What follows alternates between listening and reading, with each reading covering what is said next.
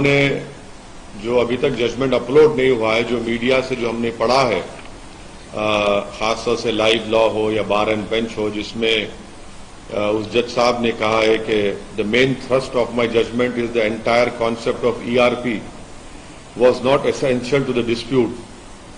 اور انہوں نے کہا ہے کہ کرناٹکا ہائی کورٹ نے دا ہائی کورٹ ٹوک a wrong path. It is ultimately a matter of choice and article 14 and 19.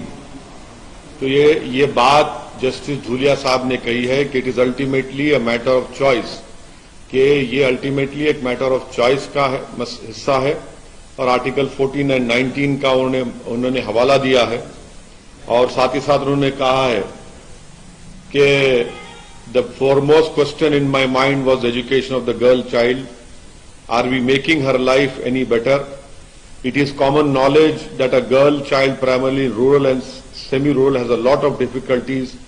They have to do daily household chores before going to school.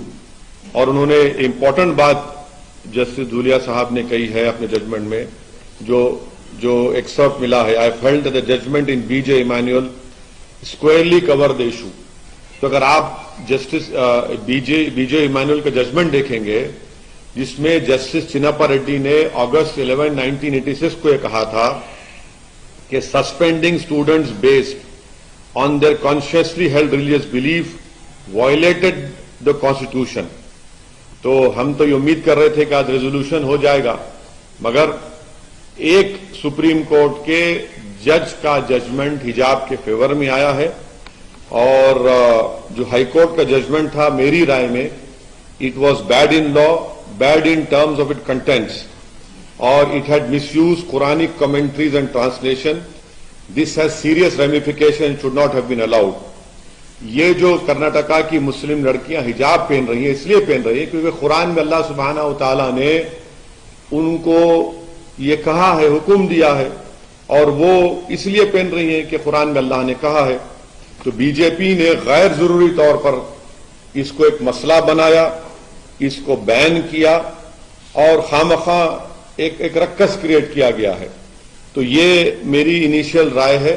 اب جب ججمنٹ پورا اپلوڈ ہو جائے گا اور جب ہم کو ملے گا تو پڑھ کر اس پر اور تفصیل سے ہم آپ کے سامنے بول سکیں گے.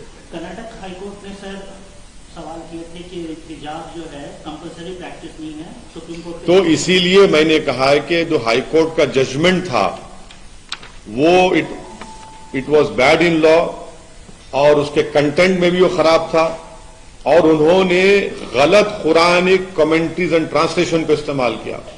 اب قرآن کی ایک آیت ہے لا اکراہ فی الدین، کہ دین میں کوئی زور زبردستی نہیں ہے. وہ حجاب کے لیے استعمال نہیں ہوئی تھی، وہ ریلیجن کے ایکسپٹنس میں استعمال ہوئی تھی. علماء کرام نے کہا تو آپ نے اس کو حجاب پہ ڈال دیا.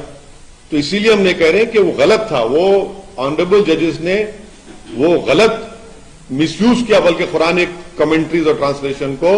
اور اس ججمنٹ میں یہ کہا گیا کہ اسکول ایک پریزن ہے، اسکول ایک ملٹری کیمپ ہے، کیسا ہوگا بتائیے. تو اس لیے وہ میری رائے وہ ہے اس کرناٹکا ہائی کورٹ کے 3 ججز بینچ کی. اس میں تو تینوں ججز نے حجاب کو کہا کہ ضرورت نہیں ہے. یہاں پر سپریم کورٹ نے دو آنریبل ججز نے ڈیفر کیا ہے، مگر ایک جج دھولیا صاحب نے حجاب کے فیور میں ججمنٹ دیا ہے.